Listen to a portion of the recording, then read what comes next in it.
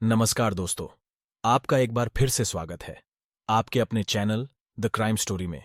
इस चैनल में हम आपको क्राइम की सच्ची घटनाओं के बारे में बताते हैं, ऐसी घटनाएं जो इंसानियत को शर्मसार करती है और हमें बताती है कि कैसे एक इंसान इंसानियत को छोड़ के हैवानियत पर उतर आया है और अपने फायदे के लिए किसी भी हद तक जा सकता है, चाहे वो रास्ता गलत ही क्यों ना हो।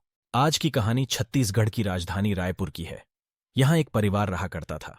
इस परिवार के मुखिया एक सरकारी इंजीनियर थे जो नौकरी से रिटायर हो चुके थे। उनकी 3 बेटियां और एक बेटा था। सबसे छोटी बेटी, जिसका नाम रूपल ओगरे था, रूपल की उम्र 23 साल थी। रूपल ने अपनी कॉलेज की पढ़ाई खत्म कर ली थी और वो एयर होस्टेस बनना चाहती थी। घर वाले भी उसके सपनों को पूरा करवाने के लिए राजी थे। इसीलिए अपने सपने को पूरा करने के लिए रूपल कुछ महीने पहले मुंबई पहुंचती है। और रूपल की एक कजन ऑलरेडी मुंबई में रहती थी, जिसका नाम ऐश्वर्या था। वो वहीं जॉब करती थी, तो रूपल ने अपनी उसी कजन के साथ ठहरने का फैसला किया। वो मुंबई के अंधेरी ईस्ट इलाके में एक सोसाइटी के अपार्टमेंट में रहती थी, जिसका नाम एनजी कोऑपरेटिव हाउसिंग सोसाइटी था। इसी में एक फ्लैट लेकर यह दोनों बहनें किराए पर रहा करती थीं। रूपल वहां एक प्राइवेट एयरलाइंस के अंडर ट्रेनी थी। 6 महीने की इस ट्रेनिंग के बाद अब रूपल को आसमान में उड़ना था। रूपल को अब 3 महीने और लगातार ट्रेनिंग करनी थी। उसके बीच वो छुट्टी नहीं ले सकती थी। उसके बाद राखी आती है। राखी की और अपने निजी काम की वजह से ऐश्वर्या अपने घर रायपुर आ जाती है। उस वक्त रूपल मुंबई के फ्लैट में अकेले होती है। रविवार की सुबह रूपल उठकर करीब 10 बजे अपने घर वालों को फोन करती है। उस वक्त ब्रेकफास्ट का वक्त था, तो आधी अधूरी बात करके घर वालों ने कहा कि ब्रेकफास्ट के बाद बात करते हैं। उसके बाद 1 बजे के आसपास घर वालों ने फिर से रूपल को फोन किया, लेकिन तब रूपल ने फोन नहीं उठाया। रविवार होने की वजह से घर वाले सोचते हैं कि रूपल सो रही होगी या कोई काम कर रही होगी। धीरे धीरे दोपहर बीत गई, फिर दोपहर से शाम बीत गई। रूपल ने इससे पहले ऐसा कभी नहीं किया था। जब से रूपल मुंबई गई थी, तब से रूपल ने कभी इतना वक्त नहीं लगाया था, और ये बात घर वालों को पता थी।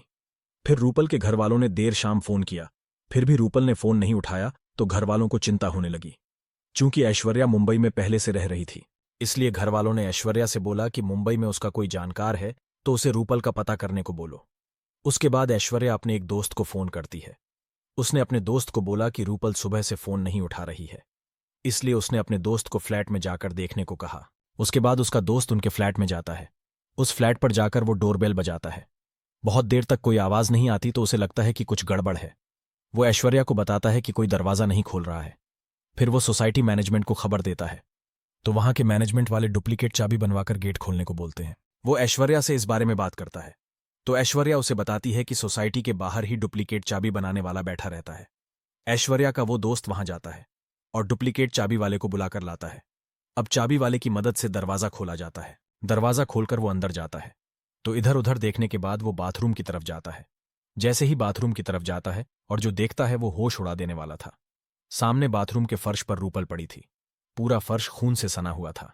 रूपल के जिस्म से भी खून लगभग रिश्ते रिश्ते बंद हो चुका था। गले पर एक तेज कट का निशान था। अब यह मंजर देखकर लोगों के पैरों के नीचे से जमीन निकल गई। ऐश्वर्या का दोस्त फौरन ऐश्वर्या को सारी बात बताता है। खबर सुनते ही रूपल के घर वालों का रो रो कर बुरा हाल हो जाता है। अब इस दौरान हाउसिंग सोसाइटी के लोग फौरन पुलिस को खबर देते हैं। मुंबई पुलिस की टीम फौरन मौके पर पहुंचती है। फॉरेंसिक टीम भी पुलिस के साथ आती है।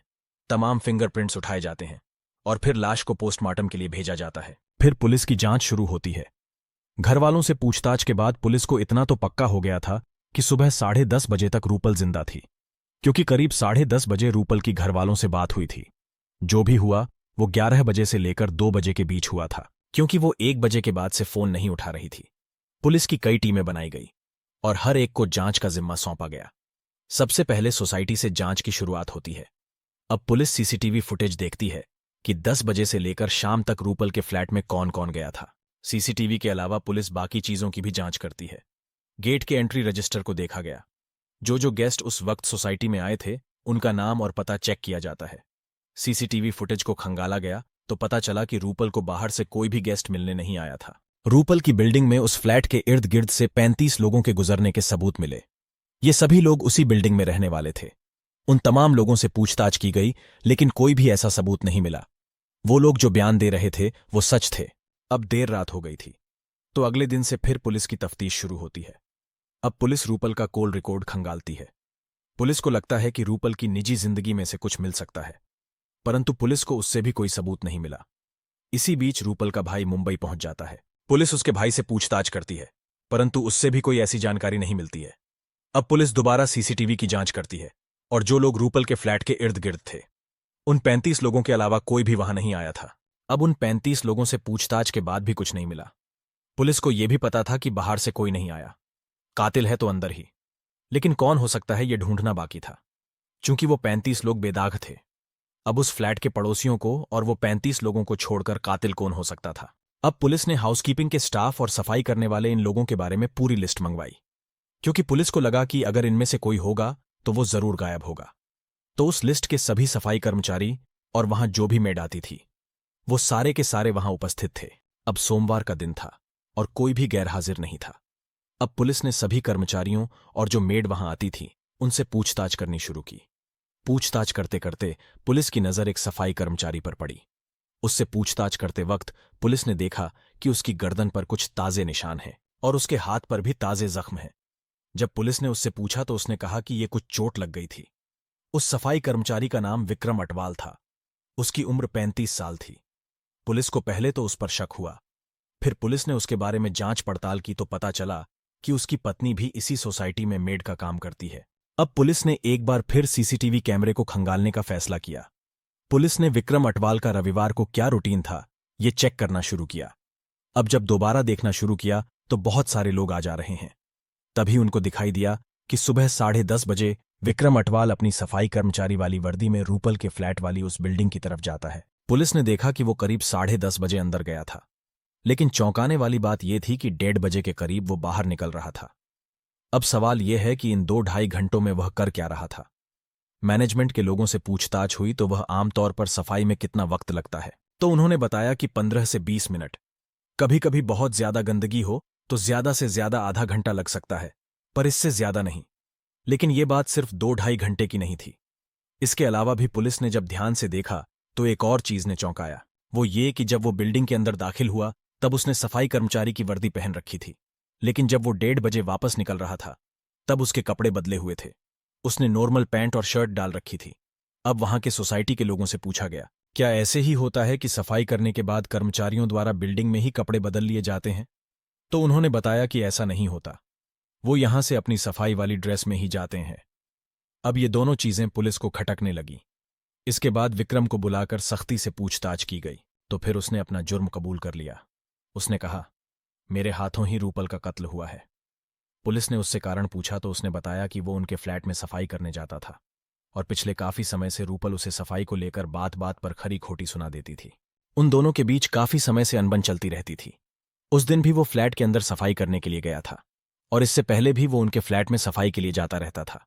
उसे मालूम था कि आजकल रूपल अकेली है, उसकी कजन घर गई हुई है, लेकिन रविवार के दिन उसकी नीयत खराब हो गई और उसकी पुरानी रंजिश भी थी। उसने कहा कि वो अकेली थी तो मैंने वहां जाकर रूपल से जबरदस्ती करने की कोशिश की।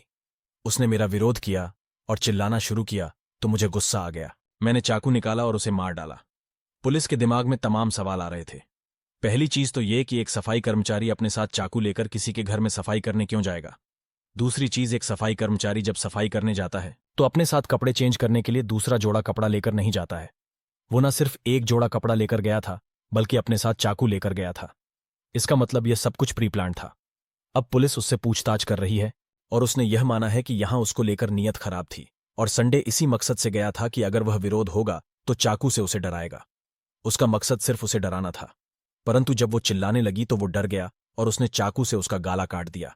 उसके बाद पुलिस ने उसे गिरफ्तार कर लिया और चूंकि ये कुछ ही दिन। आज के लिए बस इतना ही। फिलहाल मुझे दीजिए इजाजत। और अगर आपने अभी तक चैनल को सब्सक्राइब नहीं किया है तो प्लीज जरूर कर ले, ताकि हम आपके लिए ऐसी ही वीडियो लाते रहें। और जल्दी ही मिलते हैं एक और सच्ची घटना के साथ। तब तक के लिए अलविदा। अपना ख्याल रखिए। धन्यवाद।